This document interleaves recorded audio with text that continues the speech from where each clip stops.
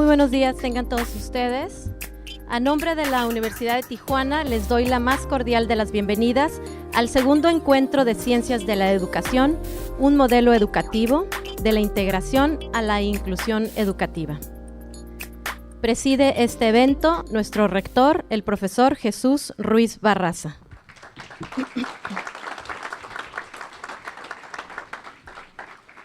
Para la Universidad de Tijuana es un honor recibir al doctor José Ángel Pescador Osuna, presidente del Colegio de Sinaloa.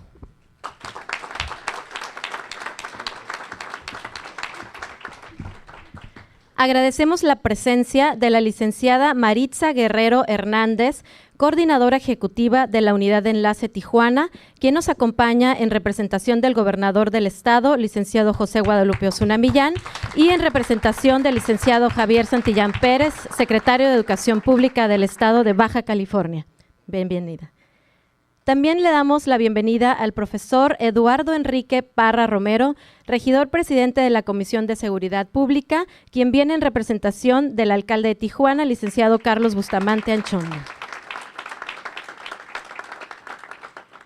Nos acompaña el doctor Odilon Lárraga, director de Planeación y Desarrollo Académico de la Universidad de Tijuana.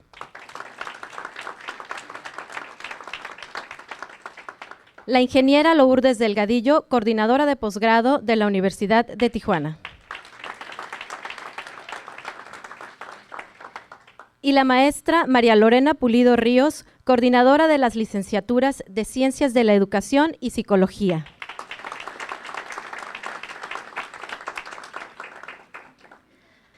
Escuchemos ahora el mensaje inaugural de nuestro rector, el profesor Jesús Ruiz Barraza.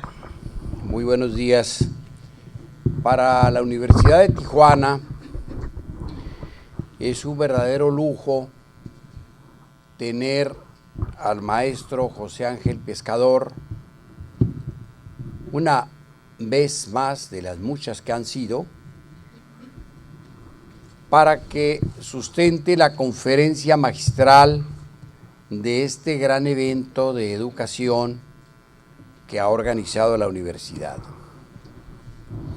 José Ángel Pescador tiene, entre otras de sus grandes hazañas en el ámbito de la administración pública, ser el único normalista que ha ocupado la titularidad de la Secretaría de Educación Pública. Es un hombre que fue presidente municipal de Mazatlán y lo recuerdan los mazatlecos con un gran cariño y un gran reconocimiento. Es un hombre dedicado al trabajo académico, al magisterio, a la reflexión. Tengo la certidumbre de que si a personajes del perfil del compromiso de José Ángel se les tomara en cuenta en los debidos términos que merecen quienes más pueden aportar, la educación de este país sería bastante distinta a la que tenemos. Así es que los saludo con mucho afecto, José Ángel, una vez más a esta tu universidad. Saludo al señor regidor, saludo a la licenciada Guerrero, quien representa al señor gobernador, don José Guadalupe Osuna, que también es mazatleco, por cierto. Bien, a los compañeros maestros del Presidium, a nuestros invitados especiales y a todos ustedes. E invito muy cordialmente a quien tenga el control del aire acondicionado que lo prenda.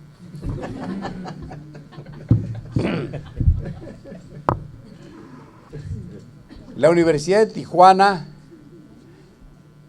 desde su nacimiento, ha estado muy vinculada al quehacer educativo. Siempre hemos tenido una gran preocupación por el desarrollo de la educación del país. Hemos sostenido en todos los foros que algunos de los extravíos de la educación en este país se debe fundamentalmente a la falta de congruencia de las autoridades en todos los niveles entre lo que se dice y lo que se hace, entre lo que dice el artículo 3 constitucional y la forma como se aplica. En estos momentos que hay un gran debate si el magisterio está bien o está mal, yo les digo que en el centro de la crisis del magisterio está el temor de la autoridad educativa y las autoridades educativas de este país a los maestros con pensamiento crítico, a los maestros que sean capaces de estar actualizados intelectualmente, que tengan un espíritu de búsqueda, porque para la autoridad es un maestro que puede ser un foco de agitación. Por eso es que desde el 69 se cerraron la tercera parte de las escuelas normales rurales en las que nos formábamos los maestros, hijos de campesinos, que no teníamos otra posibilidad que ir a pelear una beca a un internado para poder estudiar, y si no el destino era irnos de braceros. Con la cancelación de este sistema, o bueno, con la disminución del mismo, con el cierre del internado de la Escuela Nacional de Maestros, a donde iban los hijos de los campesinos y los trabajadores, nosotros en este país entramos en crisis. Con la crisis artificiosa de la normal superior, que fue indudablemente en su momento y reconocida en la ONU, en la UNESCO, junto con la normal superior de París como las dos más importantes y acreditadas normales superiores, con la, diríamos yo, el desmontaje de esta enorme y extraordinaria normal superior en la que yo me formé. Nada más les digo de qué tamaño era la intención. La dividieron en 4 normales superiores. ¿Y saben en dónde ubicaron la normal superior del norte? En Santa Ana, Sonora, para que nadie fuera. Así es que desapareció. De ese tamaño lo hicieron. Entonces, en todo este discurso que hay ahora, esconden el temor a que el maestro sea alguien con pensamiento crítico. Hoy en día, los planes de estudio de la escuela normal, que es a nivel de licenciatura, están muy por abajo de los contenidos curriculares que tenía la normal cuando yo estudié, que pasábamos desde la secundaria inmediatamente. Hoy todo lo que tenga que ver con filosofía, con lógica, con ética, con ciencias de la educación, en el buen sentido de las palabras, con psicotécnica pedagógica, está fuera. Entonces tenemos una crisis que ha sido derivada por el gran temor a que el maestro sea crítico y sea revolucionario. Y justamente la única forma de sacar al país de esta crisis es que los maestros retomen su perfil revolucionario. Revolucionario no porque anden incendiando ciudades, anden levantando a la gente en armas, sino porque tengan una propuesta permanente de mejora de la calidad educativa. Nos sentimos muy honrados de ser la primera institución universitaria del noroeste que incorpora la formación de profesores a nivel de licenciatura, profesores de educación primaria y profesores de educación especial. Muy honrados de ser la institución que crea por primera vez el doctorado en educación en esta región, la maestría en educación en esta región, y de tener entre Sonora y Baja California más de 600 egresados de nuestro doctorado y más de 1,200 egresados de la maestría. Nos sentimos con la autoridad moral para expresar los puntos de vista con la libertad que lo estamos haciendo. Porque no hay mejor espacio para el hombre que el de la libertad. Y la libertad no la construimos a nosotros mismos, por más que existe la Constitución, en las leyes, si no tiene una autonomía, no tiene la posibilidad de ser suficientemente autónomo. Hoy el país vive una crisis educativa, pero también hay toda una narrativa de desprestigio del magisterio. Yo les digo con toda honestidad, por cada maestro que sea como los que dicen que son en la prensa, hay cuando menos 9 que no lo son, que son maestros responsables, que están a cargo de sus grupos de primaria, de sus grupos de secundaria. Hay ahora una tendencia en las nuevas autoridades de que el maestro debe trabajar una jornada en la primaria como un trabajador al que se le contrata por 40 horas a la semana.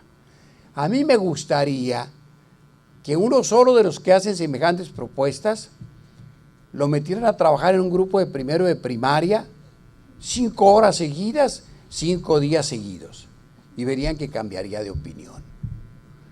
Los momentos más angustiantes de mi trabajo de profesor es cuando fui profesor de primaria. Es un desgaste extraordinario. Están trabajando con grupos de 40, 50 alumnos. Hoy también hay otra corriente que dice hay que ir cerrando normales porque ya no se necesitan tantos profesores. Y yo le decía otra vez a un funcionario, no sobran profesores, lo que sobran son alumnos en el aula. No puede decir que las escuelas secundarias sigan teniendo 55 alumnos en cada grupo, cuando está reconocido que los estándares internacionales deben ser un máximo de 30 estudiantes. No puede ser que haya una cantidad de maestros muy notable con doble plaza, y algunos doble plaza de director, otros hasta de inspector. Yo me digo, carajo, cuando yo era maestro de primaria, trabajar 4 horas y media y luego otras 4 horas, 9 horas, yo me hubiera muerto de cansancio, bueno, porque trabajaba. Se crearon los libros de texto gratuito como una enorme propuesta pedagógica del presidente López Mateos. Pero algunos maestros tomaron los libros como el puente a la holganza, se los digo con toda honestidad. Yo tenía un compañero profesor de primaria, que después estuvo en la Poli también, y no digo el nombre porque lo conoce Faustino, que era maestro de civismo, y es muy amigo mío. Pero él llegaba al grupo y les decía, abran su libro de texto y van a estudiar de tal a tal página. Y agarraba el mexicano. No lo estaba leyendo. Tenía una habilidad extraordinaria para equilibrar el periódico mientras dormía. Eso sí, despertaba a la media hora. Ahora abran el libro de texto, el cuaderno de trabajo de tal página a tal página. Es decir, los libros de texto, que fueron una gran aportación para que los alumnos pudieran tener acceso a los libros de manera gratuita, se convirtieron para algunos profesores en instrumento para no volver a leer, no volver a estudiar, no comprar un libro, no actualizarse. Se los digo con toda honestidad. Por cierto que a mi amigo un día, pero ya en la Poli, un chico medio travieso, se acercó y le prendió un cerillo al periódico y pues pegó un reparo del tamaño del mundo, ¿verdad? Es decir, sí hay esos casos, pero no son todos, ni son la mayoría. Y no ha habido una política que establezca correctivos. No ha habido. Se destruyó la gran escuela normal superior en la que yo me formé. Yo estoy convencido que la última gran generación de maestros de este país son los que fueron mis maestros. y no ha vuelto a producirse una generación de tanto nivel en ninguna de las áreas del conocimiento. Por 30 años el libro de texto de secundaria en matemáticas fue el del maestro Arquímedes Caballero, que era el director. Por mucho tiempo en las preparatorias, en las universidades, el libro de texto de historia más socorrido era el del maestro Agustín Cánovas. Por mucho tiempo, quien quería estudiar didáctica general o especial, recurría a los libros del profesor Jesús Mastache Román. En 1952 escribió un librito que se llama Estudio Dirigido. Cuando yo lo leo, me pitorreo de todos los nuevos pedagogos que andan pontificando sobre el trabajo grupal en el aula. El maestro lo estaba definiendo desde 1952 y nunca hubo una editora que se lo produjera, así es que estaba prácticamente reproducido en mimeógrafo por la Escuela Normal Superior. Esa línea de acción y de creación se ha perdido en el magisterio. Por eso es que estamos en crisis. Y desafortunadamente ni el CENTE se ocupó de promover que los maestros de gran perfil y gran obra hicieran sus aportaciones. Contrataron figuras extraterrestres, les llamo yo, porque yo me encuentro a varios de ellos hablando de la escuela primaria y en su vida yo creo que se han parado ni siquiera a recoger a sus niños en la escuela. No saben de lo que es la escuela primaria, no tienen idea. Hoy tiene la posibilidad educación de crear una nueva propuesta. Cualquier cantidad de profesores de doble plaza deben asignarse a escuelas tipo. ¿Te acuerdas que existieron las escuelas tipo? Deben asignarse a escuelas tipo de tiempo completo.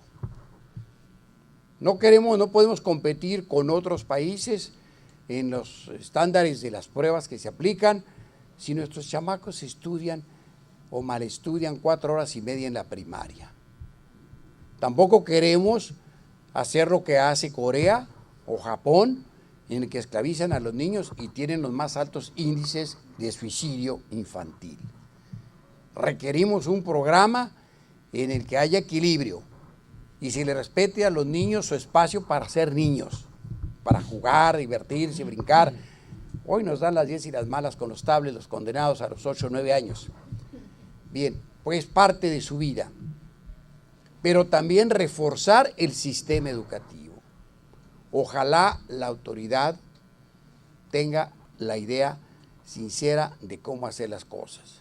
Ojalá la idea no solo sea tener a la profesora ahí guardada por un tiempo, sino que haya una propuesta radical de cambiar la educación. La educación es ante todo un instrumento inspiracional. El maestro que no es capaz de inspirar a sus alumnos para emularlo y superarlo, es un maestro con serios o poquitos resultados pedagógicos. Los estudiantes muchas veces deciden el destino de su vida porque se inspiran y admiran el trabajo de un maestro. Esos son los maestros que requiere este país. Esos son los maestros que debemos buscar. Esos son los maestros que debemos formar. Y esta universidad está seriamente comprometida con ese proyecto. Estamos por una evaluación democrática, agregadora, continua, sistémica, en la que todo lo que el estudiante haga dentro del aula sea evaluable. Estamos en desacuerdo a que un examen estandarizado decida el nivel escolar de un estudiante. En esta institución, los exámenes finales solo representan el 30% de la calificación. Lo demás lo tiene que conquistar el estudiante con participaciones en el aula, con la presentación de proyectos, porque esa es la única manera de que los estudiantes adquieran un conocimiento significativo, es decir, que lo signifique toda la vida, que se queden con él, que sea parte de su piel, de su manera de pensar, de actuar, que se integren culturalmente. Así es que le doy la bienvenida a José Ángel, felicito a los organizadores de este evento, les deseo mucho éxito, los saludo a ustedes con mucho afecto y mucho cariño, a quienes nos acompañan y nos visitan, a los maestros y a los estudiantes, y les deseo mucho éxito y una apuesta por la vida, por la sonrisa, por la felicidad, por el entusiasmo y por el futuro. Muchas gracias.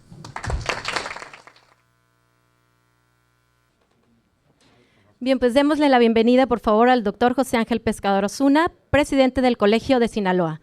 Bienvenido, doctor. Muchas gracias, Miquel.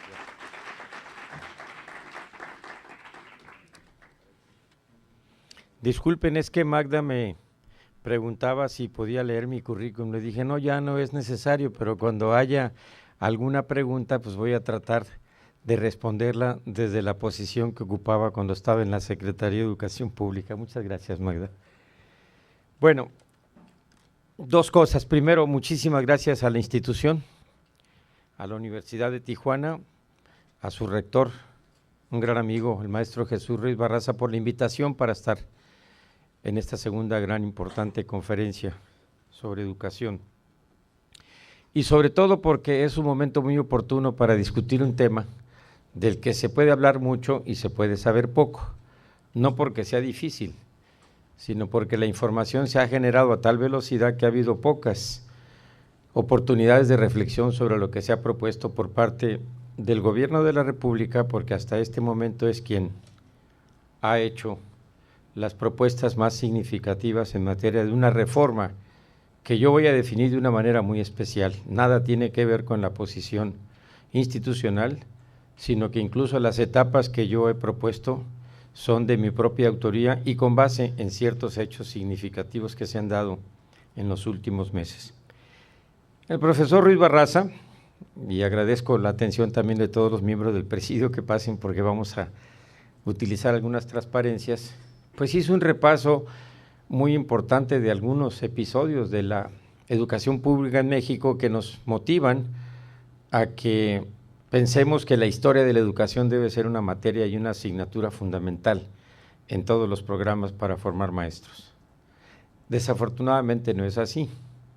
Los cursos de historia se han convertido en algo rutinario, memorístico, de poco ejercicio crítico, y yo creo que una de las cosas que se necesita precisamente, no solamente en educación, sino en casi todas las políticas públicas, pues es precisamente el conocer el desarrollo histórico para saber qué es lo que se ha hecho, cómo se hizo y qué es lo que falta por hacer. Esta reforma de la que se está hablando hoy en día, pues es algo que se ha planteado desde mucho tiempo atrás. Yo tengo una presentación muy larga, pero voy a hacer nada más una síntesis de lo que me interesa subrayar. Si hablamos de calidad de la educación, por ejemplo, pues hace muchísimos años que existe como objetivo y como meta. La calidad de la educación no es nueva. Que ahora digamos que estamos en un nivel inferior con respecto a los resultados académicos que tienen otros países, pues posiblemente sea de los últimos 15 años.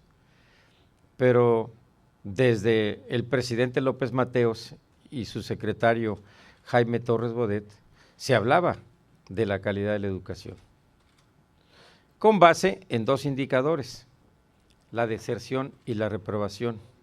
Y curiosamente, fíjese en lo que voy a decir, el Plan Nacional de Desarrollo, que apenas se dio a conocer el mes pasado, tiene solamente dos indicadores, dos, porque las normas que estableció el Gobierno de la República es que cada uno de los programas, proyectos dentro del plan, estrategias, objetivos, no puede tener más de 3 indicadores. Y estos indicadores son, uno, la prueba enlace, que a mí me parece algo muy limitado, y otro, la eficiencia terminal. Y lo que mide la eficiencia terminal es precisamente la deserción y la reprobación, porque son el número de estudiantes que van a terminar de una cohorte, en el caso de la educación primaria, por 6 años. Qué curioso, ¿no? 1959, 2013, y es el principal indicador para medir lo que vamos a avanzar en materia educativa. La segunda cuestión que quiero decirles sobre esta reforma es que se inició prácticamente con la campaña presidencial. Creo que a todos ustedes se les entregaron 4 hojitas que sintetizan muy bien lo que son las propuestas que se hicieron durante la campaña, lo que es el Plan Nacional de Desarrollo y lo que es el Pacto por México. Yo les voy a hacer una pregunta, no tengan ningún rubor en decirme la verdad, aunque sea manifestándolo, levantando la mano. ¿Cuántos de ustedes conocen a fondo, porque hay 3 niveles, lo que es la propuesta que se hizo al artículo 3º y al 73 constitucional? Son pocos. Si yo dijera cuántos conocen más o menos la mitad en los 7 conceptos fundamentales que incluye la reforma, más o menos cuántos, probablemente la mitad de la audiencia o menos.